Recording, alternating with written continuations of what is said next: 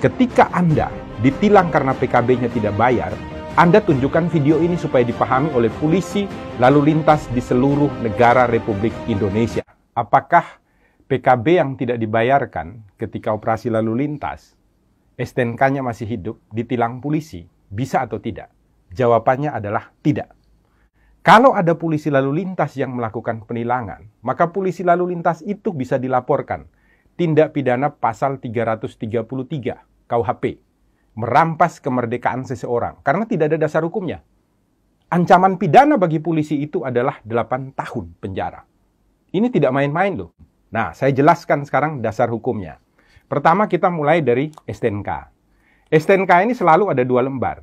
Yang pertama ini disebut surat tanda nomor kendaraan bermotor. Berlakunya 5 tahun. Di belakangnya ada lampiran. Lampirannya ini adalah surat ketetapan kewajiban pembayaran PKB. Ini setiap 1 tahun sekali. Harus dibayarkan syarat untuk pembayaran pajak.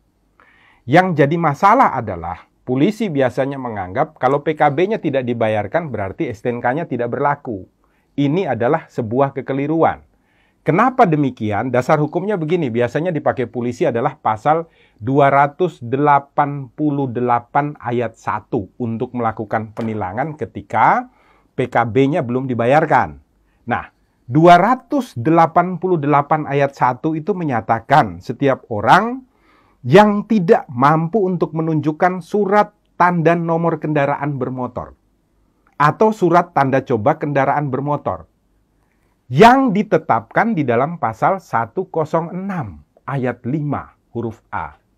Jadi penilangan terhadap pasal 288 ayat 1 didasarkan pada pelanggaran yang dilakukan dalam ketentuan pasal 106 ayat 5 huruf A.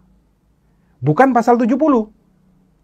Di mana di sana dikatakan dengan tegas dan jelas kalau Anda tidak memiliki STNK, Anda tidak memiliki surat tanda coba kendaraan bermotor, maka ketika motor atau kendaraan yang Anda pakai jalan di jalanan raya ditangkap oleh polisi, bisa dilakukan penilangan dengan pasal 288 ayat 1. Nah, sekarang kebanyakan polisi lalu lintas mengatakan ada ketentuannya. Di mana? Di dalam pasal 70 ayat 2. Saya bacakan ya, pasal 70 supaya semuanya tidak bingung.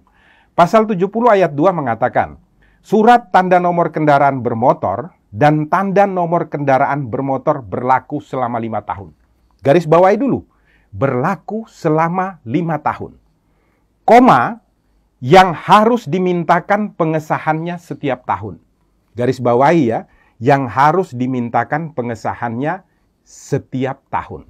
Anda harus baca penjelasannya, Pak Polisi. Nah, di dalam penjelasan daripada pasal 70, ini secara tegas dikatakan ya, ayat 2.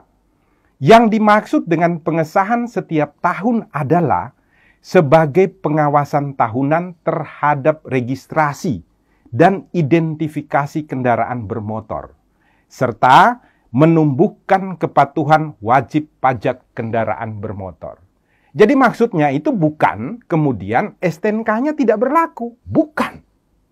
Maksudnya itu adalah untuk dilakukan registrasi dan identifikasi ulang terhadap kendaraan bermotor dan untuk membuat agar semua orang yang memiliki kendaraan bermotor itu wajib atau taat di dalam melakukan pembayaran pajak.